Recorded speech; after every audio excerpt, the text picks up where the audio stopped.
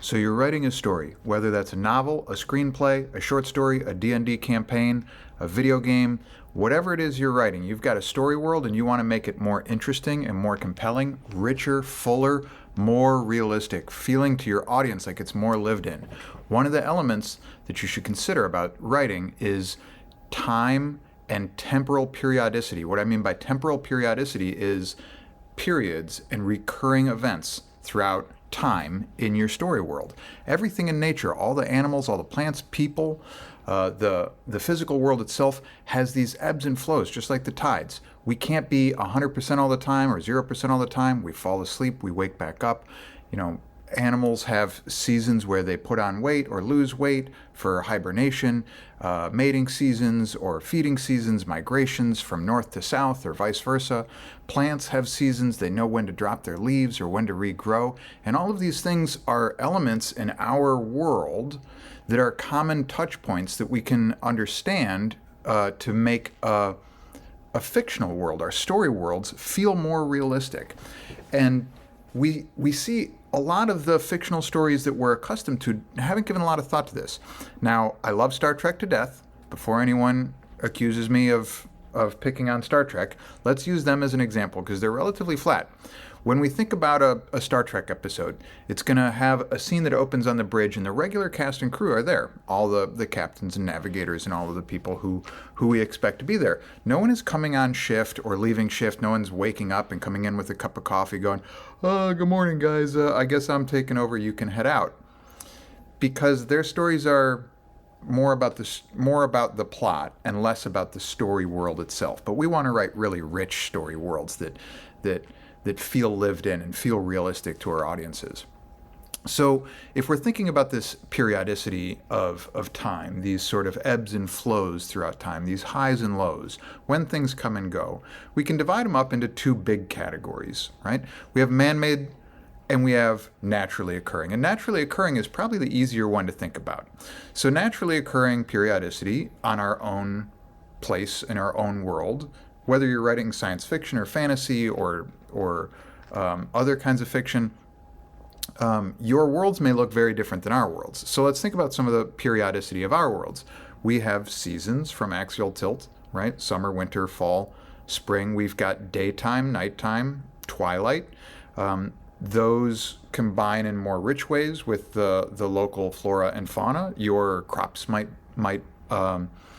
be blooming or ready to harvest at different times throughout the year. There might be growth seasons for agricultural products. So if you have an animal, a sheep, a cow, a pig, it might take a couple of years to develop, and that might be the kind of thing that lends a recurrence to your world. There's lots of reasons why natural systems have recurring elements. Now, if we dig deeper, we can find things like Old Faithful geyser, right? Geological events, earthquakes that might be a happenstance that is less predictable, right? Periodicity doesn't need to be exactly predictable where you can set your watch by it.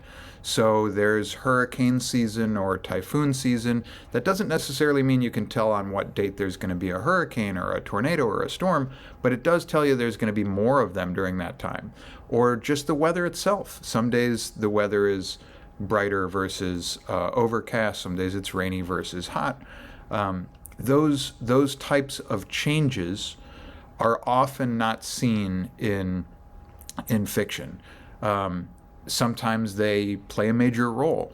There was a Riddick movie where the characters were on a planet that the day-night shift in temperature was several hundred degrees, and the characters have to run away from the blazing sun that was very hot. Now, they've foregrounded that element, and we understand that day-night cycle as a common point of departure as an audience, and that makes a lot of sense to us, and then we go, oh, that's kind of a neat, cool world. We understand there wasn't a lot to that world, but there was this one element of periodicity which gave a constraint to the writing. So those naturally occurring cycles, whether they are very predictable or loosely predictable, we can look at our own world to find things like El Nino every couple of years, solar cycles every decade or so, where we have solar max and mins. You can look at longer term things, geological term things. If your story world takes place over a very long time, maybe geological time frames are important, where you have continents that split apart and come back together. So think about those naturally occurring elements of periodicity. As far as the man-made elements of periodicity, you know, it's easy for us to think that we're divorced from these elements of periodicity. If you live in a city and you drive to work and you've got a regular job, you might think, well, these kind of time patterns, these ups and downs of the seasons and crop growth, that's a very sort of distant thing from the way I live my life. But in reality, it isn't. In reality, we have imposed our own man-made time periods over all of our lives, and we see these a lot. When your favorite television show comes on, when broadcasts occur, when you have to show up to work, when your kids go to school, summer break versus the school year, festivals. Festivals are a great one. You want to add some real lived-in complexity to a story world? Toss in a couple of festivals, right? Nothing better than an oddball little local festival. Think about some travel documentary that might be made from someone who's visiting your story world, and they might want to tell people where they're from about this neat festival that celebrates some local culture. That's a great way to show some richness, some lived-in accuracy that makes that world feel very real. And that festival might be coming up. You might be preparing for it. It might be ongoing. It might have just ended. Your characters might not enjoy it or might love it. They might reject it. It might be an inconvenience to them. In the small town where I live, there's a bicycle race. And every year, this bicycle race is an endurance race, and it goes for several hours on one weekend, and it blocks the road. And it's a cool race, I guess, unless you want to get to the grocery store, then there's a race in the way. So that's a once-a-year occurrence that pops up, and it causes some change to the little world that I live in, and you could use some example like that, extrapolate from there, and make your story world enriched by having some little festival that's made. I think if you're writing a science fiction story and you have characters, your story world is literally another world. Maybe it's some moon of some far-off planet. What purpose is that distant colony functioning for? What's the main industry? What are the drivers? Are they around the clock? Are there work shifts? Are there instances when the people of your world get together for sports celebrations or events? Is there the equivalent of a happy hour where everyone gets off work and stops by the local pub for a pint of beer on the way home? That is what I'm talking about, these temporal fluctuations that are patterns. Now, happy hour and tides seem like an odd thing to link together. There's lots of them. There's lots of these types of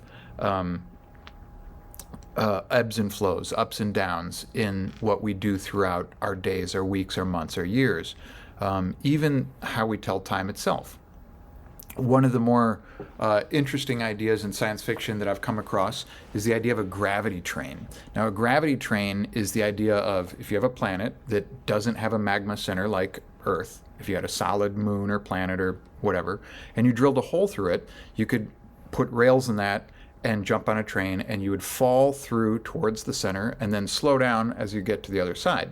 Now, it doesn't need to go through the exact center of a planet. It can go at any angle, from any one point to another, if you drill a hole directly through it.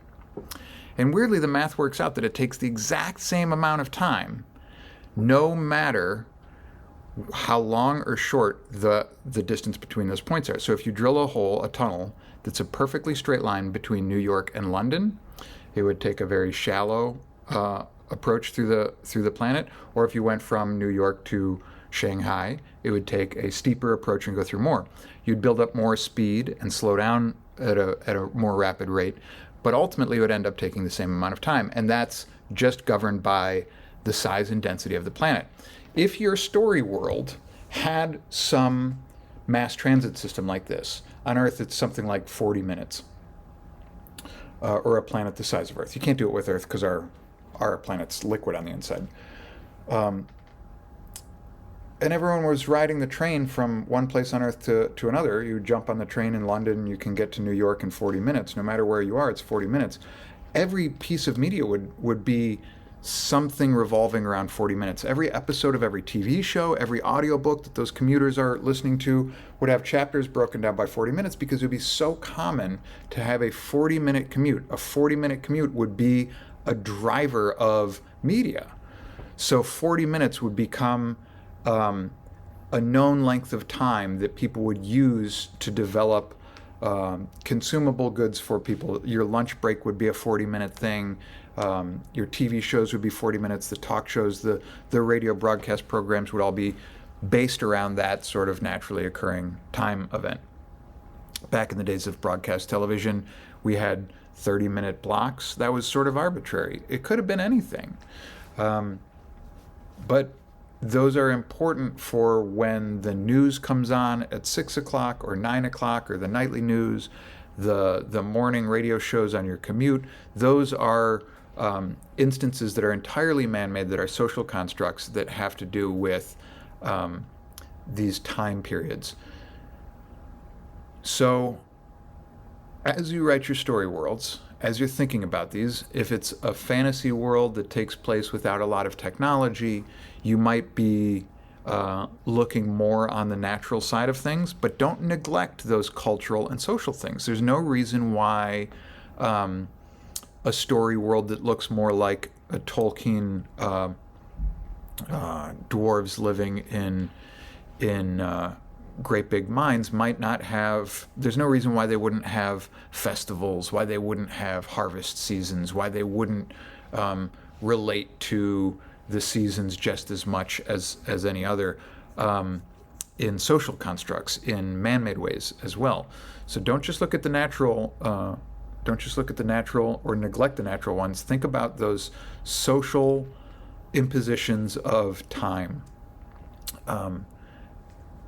So consider that as one element, temporal periodicity, to add complexity, to add richness, to add that lived-in, authentic feel for your story worlds.